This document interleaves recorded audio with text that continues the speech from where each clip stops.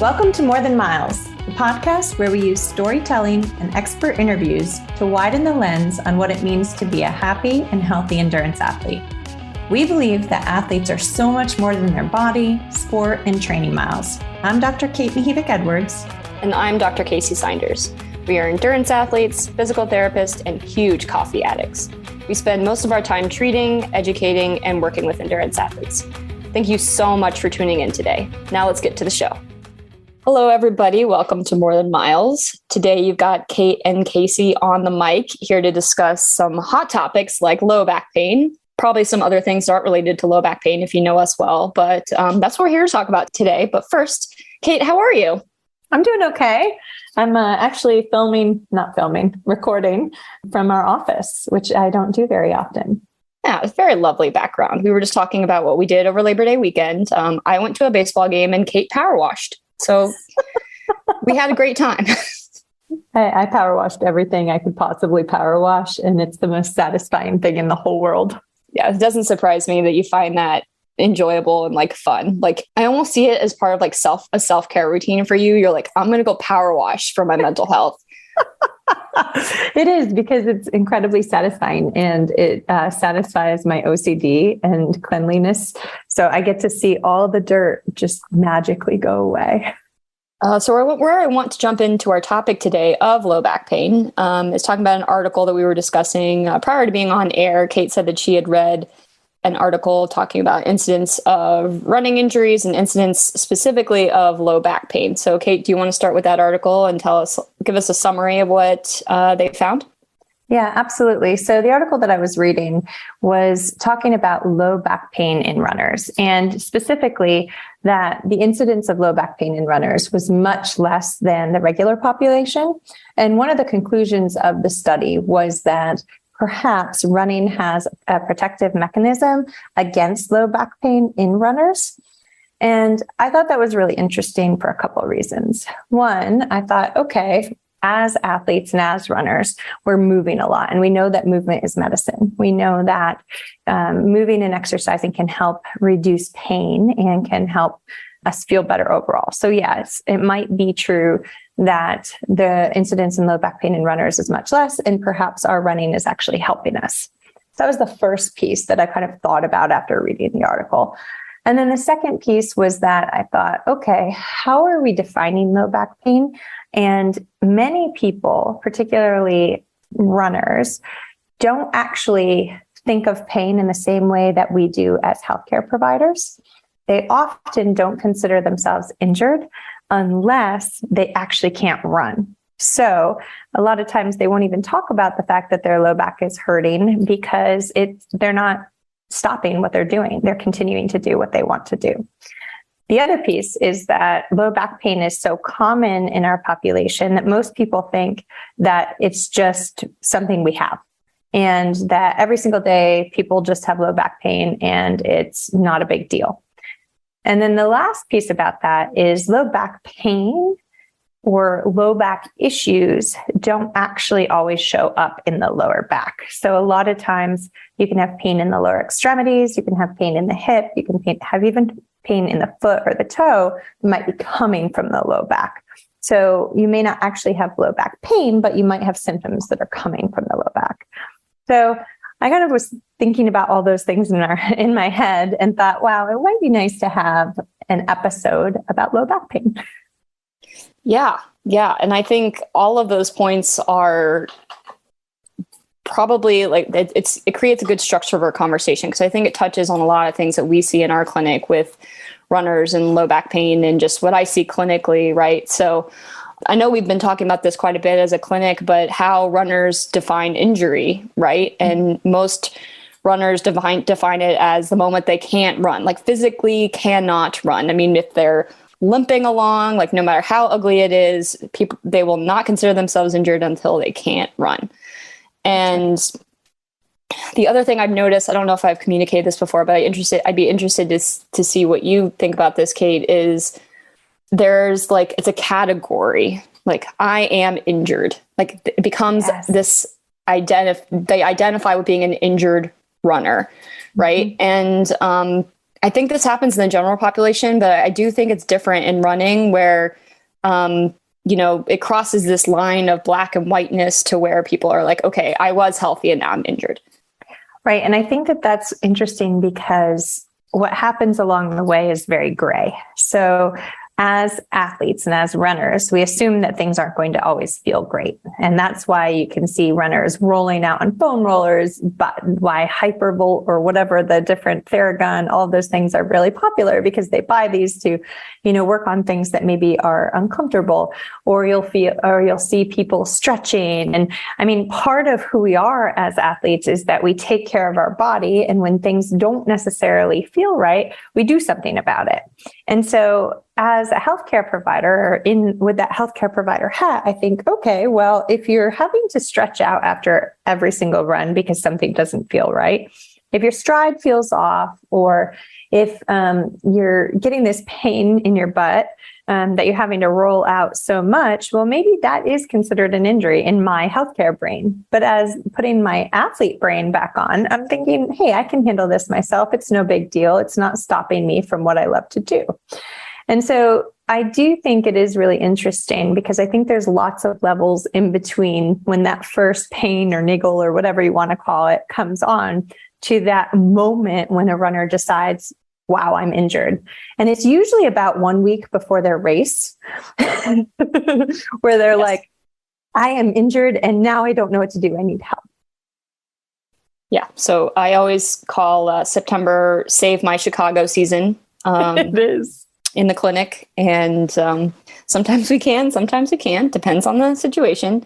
But I was kind of laughing when you were talking about like the constant rolling and stretching because of two things. So 2 weeks ago, I finished taking the subjective of my patient and was getting ready to do my objective exam and like get into the session. And I stood up and the lacrosse ball that I was sitting on rolled off of my stool. That's amazing. And whoops. And then yesterday I was at the grocery store and I was stretching my hip flexor while I was deciding what vegetables to get. And this lady was like, excuse me, ma'am. Like right in the middle of the aisle. It's so true. I mean, I was getting water out of the water fountain at the gym, stretching my quads. And I was trying to do a self dorsiflexion mobilization against the wall while I was having a random conversation today. And as athletes, that's what we do, right? And that's part of our life. So it is hard, in that kind of gray space for us to consider ourselves injured because we can do what we want to do and we know how to handle it and modify things for ourselves a lot of times. Yeah. I mean, I can't tell you how many times I hear people come in and they'll be like, oh, I either I wake up and this is really stiff or I have this pain or this issue, but two things, like if I just roll it out really, really well, I'm fine, or it warms up are probably the two most common ones that I hear. There's still warning signs, right? Things that we have to listen to. And I'm not saying, I don't think either of us are saying that running's always going to feel perfect and there's not going to be some sort of management piece here. No. But at the same time, I think some of this, these mental games that we play with ourselves to stay away from that mindset of I'm injured, can last or can cause injuries that last a lot longer than they need to. I agree. I would love it if people would start coming in or seeking out care earlier. Maybe when they start to notice something's happening in their stride, or they start to notice they're sitting on a ball at work. And don't worry, guys, I'm taking care of it. It's fine. She is. But those types of things, because I think that if we do take care of those things earlier, then the time that you have to actually spend getting treatment is significantly reduced. So it's a lot, and the heartbreak, for God's sakes, Save My Chicago month shouldn't be Save My Chicago month or Save My Boston month or whatever it is that happens every single year, because we actually have this conversation. Okay, it's marathon season training time. Our clinic is going to get really busy, and it does. And what would be really great is if we could say, hey, before you start to get to that point, come on in so that you can continue training and you can continue to increase your intensity and prepare for the race without having to stop because of what you think is an injury. Right. Yeah, exactly. And do see it sometimes. I have some people come in and they're like, hey, like I'm doing okay. I mean, maybe there's some things that I want to work on, but like get ready to start this marathon training block. I want to make sure everything looks good. And those are my favorite. And those are so much fun because I think they are really high value, and it's a time when you can actually, work on progressing things and getting you stronger versus actually like putting out fires and then having to rebuild from there. So that's one of my favorite things to do, is see someone at the beginning of the marathon cycle, right? Yeah, me too. I love that. And we're lucky enough to see some of our patients and some of the athletes that we work with. We get to see them at the beginning of seasons, and we get to do, gait analysis and functional screening and all that kind of thing ahead of time, so we can pick up things before they become a problem. And it's nice to be able to do that so that we're kind of prepared for the season ahead. All of this is great, but it definitely went away from our low back conversation. But I think that it applies to the low back, the idea of, hey, maybe it's not a big deal because I always feel it. It's one of the categories for low back pain. And my parents had low back pain, so I just assumed I was going to have low back pain. I think it's difficult for some people to define, because again, runners have different ideas of pain. In fact, a lot of my patients don't even use the word pain. They're like, oh, well, it's tight. Oh, it's me too. Uncomfortable. It's a little bit stiff, but it's okay. So all of these other descriptors other than pain. So it doesn't surprise me that if you ask a bunch of runners, do you have low back pain, that they say no. So, I think two big things to touch on here, right? So one being, having some form of low back discomfort is still a symptom, right? A symptom that should be addressed and that you should communicate to your healthcare provider. And then number two, I think going back to what you said at the top of the episode about the article, is that a lot of low back pain and low back issues, dysfunction, show up in the lower extremity. Yeah, it's true. So many times people with what they think is IT band syndrome is actually a referral from the low back.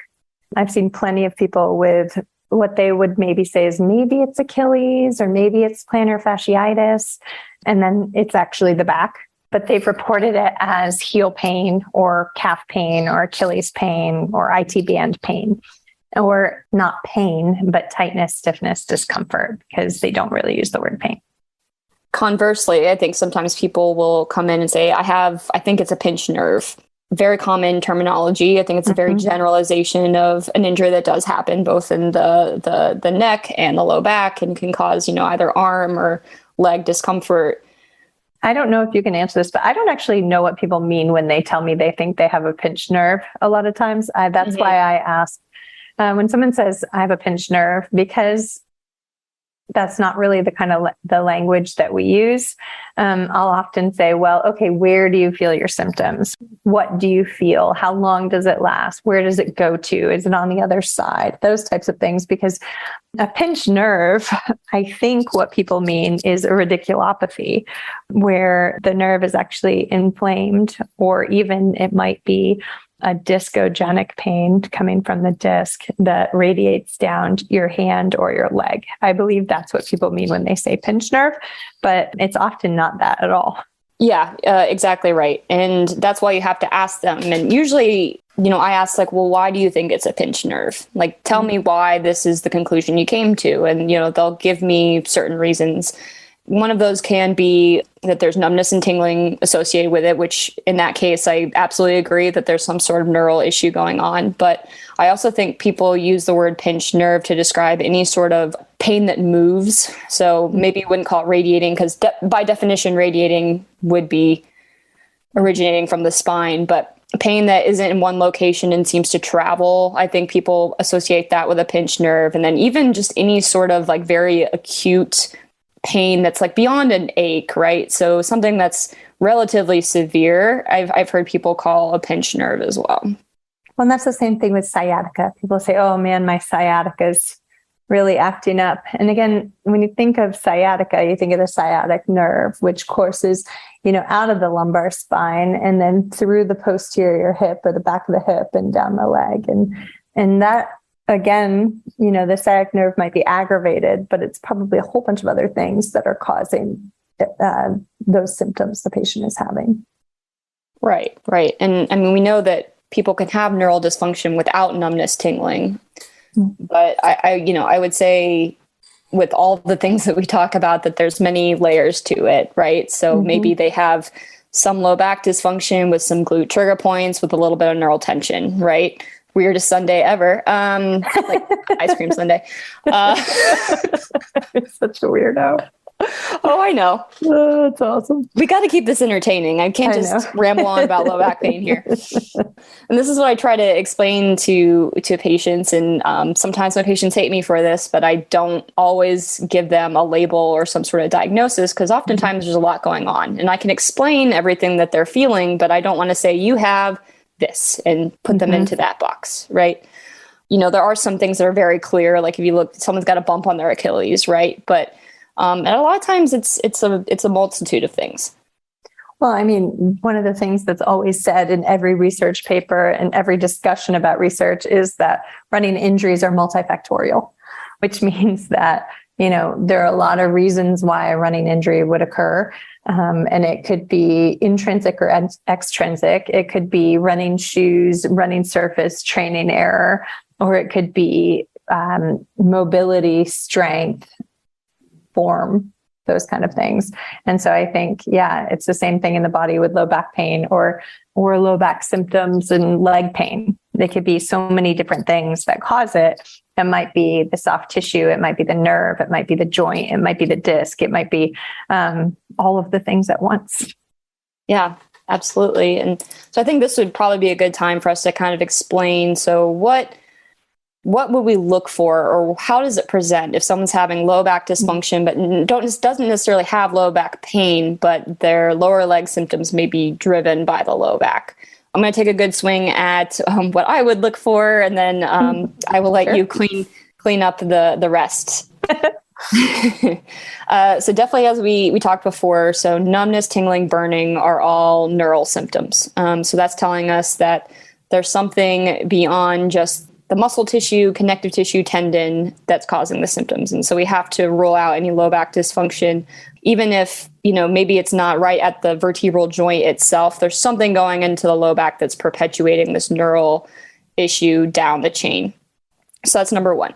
Number two is, even if the symptoms don't sound very neural, it's if the symptoms don't really fit into any other box. So you gave the example of like Achilles or plantar fasciitis type symptoms that might be coming from the back.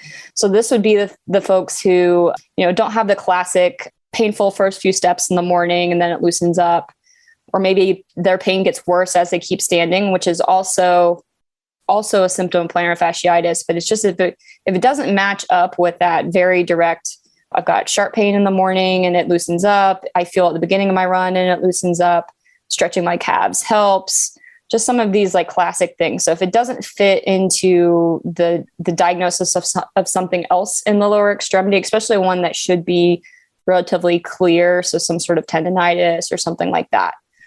And then, lastly is, if they do have low back and intermittent glute pain or something like that, I'm definitely looking at, okay, what's going on at the lumbar spine and pelvis that might be causing that? And likely that's coming from a core or hip stability issue. So again, that would be addressing more of the center of the body versus, hey, go do some clamshells, which probably should never do that. But so those are my big things that I look for. Would you like to expound upon that? Sure. So I look at all those things as well. And then, I always do neural signs, of course, in the beginning, and I know you do too. Look at if we think something's coming from the low back, we do want to clear and make sure that, deep tendon reflexes are fine, dermatomes are fine, and weakness is fine, or strength is fine, I should say. Because if it's a more serious low back issue, then you might find one lower extremity is weaker, one part of the lower extremity is weaker than the other. And it's for no real good reason. And it's a big difference between sides typically. And so I'll look at those things as well. I'll look at in the run gait analysis. A lot of times you'll see that somebody is using their back to get hip extension. So that's a very common thing in runners. If somebody's coming in with lower extremity pain that I think is coming from the back, I'll go to that gait analysis. And if we see that, the rib cage is flaring anteriorly or in the front, and they're really arching that back as their leg is coming back in the swing phase, then okay, there's probably something going on in the low back. Even if it's not the main issue, we at least need to address, lumbar stability and mobility in some sense if we're going to improve that hip extension. So those are a couple things that I look at.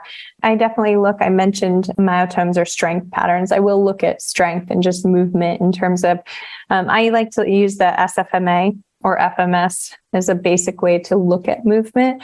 And so I'll look at that and kind of see how is everything going? Like, what does it look like? For instance, side bending right to left. Is one side really moving nicely and the other not moving nicely? So it's not kind of that arc motion, or forward and backwards, or even multi-segmental rotation where they're just standing and rotating to one side and the other.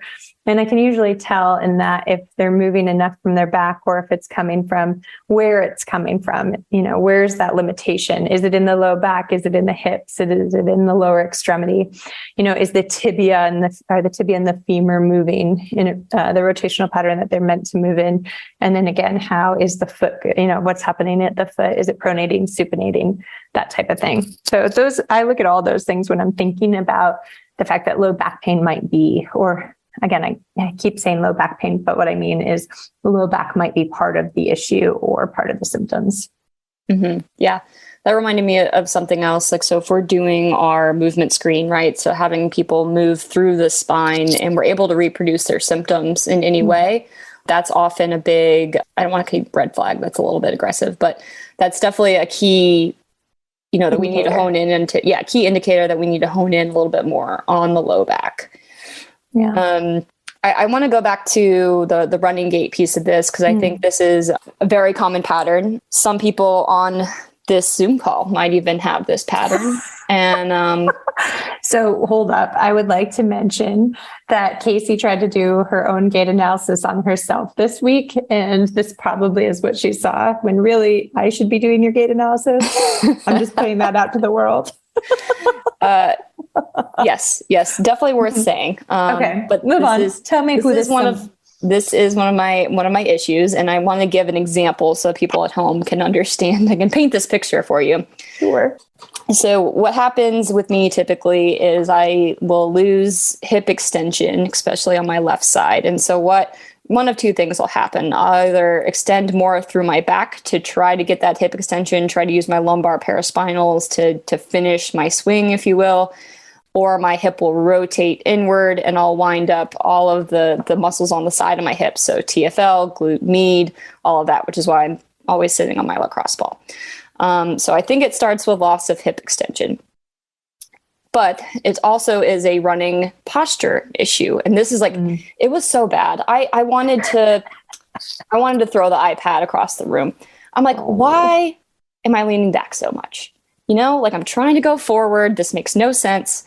But the reality is that's where I feel comfortable. That's where I feel like my core stability is best. And so that is where I'm going to work towards getting better, because I think I'll be able to maintain that posture better if I'm more comfortable in a forward leaned position. Well, I would say that it doesn't have to look perfect, and every run gait is different. And so don't put yourself in a box, which but I have to say this because we are talking in a podcast, and I don't want everyone to think that there's this one perfect form, because there isn't. And if you have this gait pattern that you've selected and you're more comfortable in, we may not necessarily need to change the pattern so much as maybe support the pattern in ways that we can with mobility or strength, or giving you more hip extension. I mean, I'm just saying. Yeah, no, that's definitely worth saying. Do think I'd be a little bit stronger and more powerful if I were leaning forward and actually using the forward momentum, but we're doing the best we can, It's true. No, it's definitely true. And that forward momentum is really, really helpful. And that forward lean is really, really helpful. And it does, unload. It allows you to use your posterior chain more and use those powerful glute muscles. And if you've got that nice running posture with your rib cage stacked over your pelvis and that forward lean, you're breathing better. So your deep core muscles are working better, and your spine and your low back is more supported. So, yeah. we're working on it for sure. But yeah, you'll see this, like if you watch a race, you'll see a variety of running postures, right? And a variety of running forms. And, as healthcare providers, we're definitely looking for clues that might predispose someone to injury or pain in a certain location, but we can become really well adapted to those. So part of the magic is figuring out what is worth changing and what is not worth changing. Mm-hmm. I think so. And the other thing I wanted to talk a little bit about in this episode in terms of low back symptoms or pain or low back in conjunction with other issues in runners is that a good core stability program is definitely key, and really working through knowing how to keep your core strong while also breathing correctly. As you know, I had to bring up the breathing, but just because when you are strengthening your core, it's good to keep that diaphragmatic breathing and that kind of diaphragm pelvic floor piston to work so that, the deep core is able to stabilize. But then you probably also need to make sure your hips are strong and your posture is what it could be. So there are a lot of different things you can kind of work on to make sure that you don't end up in that category of low back pain, or so that you can make sure that you're setting yourself up for success. Yeah, I really wanted to talk about what it means to actually strengthen your core, right? Because I think if you ask anyone, they agree that strengthening the core is important. Having a strong core is important for injury prevention, but I'm not sure if anyone really knows what that means. And, I don't have a problem with exercises like crunches or sit-ups or V-ups or whatever you see on bodybuilding magazine, if that exists. I don't know if it does. I don't think there's anything wrong with those for the most part. I think there's definitely some that can be harmful to certain populations. But for me, when I'm thinking about core strength for runners, right? So I'm thinking both of like stability and being able to be like anti-rotational, to be able to control too much rotation, but then also being able to control the rotation and maintain the strength and breathing when we are moving in rotational patterns or moving our arms and legs. So for me, this results in a lot of like dead bug and bird dog variations, which I know people are probably either feel like they're not doing anything or they're the stupidest core exercises on the planet. But the thing is, if, you go through the checklist and think about all the things that, I teach patients to think about, people are always like, oh, that is really hard. It's like, yeah, it's, it's not just going through the motions here. And so, making sure that you can breathe while, in those different positions and maintain core stability dynamically, right? So adding movement into planks, for example, or things like Palloff presses and things like that are some of my favorites. Oh yeah. I was just doing Palloff presses this morning, but yeah, it's a great anti-rotational exercise for the core. So I do think it's worth saying there are a lot of exercises that don't look like typical quote core exercises, but you're using your core while you're working through those functional movements. I mean, even like farmers carries and waiter carries and like where you're walking with kettlebells or weights, or those things are also really helpful, because what you're trying not to do is you're not trying not to lean over while you're in, like go side to side while you're holding the weight. And so that kind of keeps you in this upright position. And if you've got, a heavy enough weight, and obviously start light and then move up, don't go too heavy too soon. But a lot of times people will take that dumbbell or take that kettlebell, and then you'll find that they're arching their back and they're sticking their chest out just like they are in running. So those exercises that might seem silly, walking with weights, actually have a purpose, because you can start to notice some of the patterns that people have with running and walking while they're doing those exercises. Then you can kind of clean them up. Most exercises involve the core. And so if you're aware of your body and you know what it feels like to, I really hate this word, but I'm going to say it anyway, engage your core, or to have that right amount of activity going on in your abdominals to stabilize your low back and hips. You can really incorporate this into anything. So squats, deadlifts, single leg deadlifts are a great place to practice that kind of like rib cage over pelvis posture. The reason why that posture is important is because it allows us to use our core in the first place. So we can kind of carry that over into anything. So yeah, no reason to spend, 20 minutes on planks at the end of your workout or anything like that. I think it'd be more useful to do, the Palloff presses and the farmer's carries and the that type of thing. It's a little bit more functional and more like what we're doing as we're running. And I do like the dead bugs too. And I like the dead bugs with the foam roller as well, like where you're pressing the foam roller in between your knees and your hand. Those are really great too. I love those. Yeah. Love those. And, as we talked about, every runner has a foam roller. It's a very challenging exercise without any gym equipment. So if your dog or baby will let you be on the floor, it's a great one to do at home. So yeah, not my dogs. They are face. Not my dogs. Well, awesome. He'll just walk over me and just stand there. Yeah. Like he won't, like, sometimes he will lick my face, but sometimes he'll just like stand right over my body. So I can't move.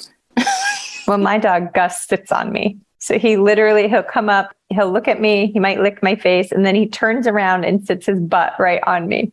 And it's just the funniest thing in the whole world. He used to do it while I was doing yoga. He would come and sit on my hands if I was in child's pose or doing like a downward dog. He would sit like in between my hands by my head. I don't know what it is, but yeah. Downward dog. This is my pose. Yep. He wants his butt on top. But we digress, of course. So Kacy, I think that's all we really need to talk about in terms of low back pain. I think knowing what to do, which are, core exercise, functional exercise, probably looking at your gait. If you're somebody that has a lot of stiffness or tightness in your low back or lower extremities, knowing that the low back can be a culprit for even lower extremity injuries. It may not be what you think it is, especially if you've been being treated for that injury for a long time and nothing has changed. The idea that, as runners, we don't necessarily consider injury until we cannot do what we really love to do, or we cannot run at all. And perhaps we may not realize that going in to see someone earlier could help us and prevent us from having to stop running or not making our target race for the year. I think those are all really big things. And then, and also, just because everyone else has low back pain doesn't mean we need to have low back pain. Yeah, that's an excellent summary. So everyone listening, thank you for sticking with us through our diversions. I think they were worthwhile diversions. I think so too. All right. Well, thanks guys. And we hope that you learned something today about low back pain and what it means in runners. Yeah. And we'll talk to you soon. Thank you so much for joining us today. We hope that it resonated with you and that you learned something. If you enjoyed this podcast, please rate and leave us a review wherever you get your podcasts. It really helps increase our visibility within the platform so that more awesome people like you can find us. If you'd like to support us further, pretty please, you can visit our Patreon page at patreon.com/morethanmiles. That's www.patreon.com/morethanmiles. Where for a few dollars, you can help the show grow and keep going, as well as receive exclusive perks like monthly Q&As with us. Until next time, remember to run the mile you're in, and that training is so much more than miles.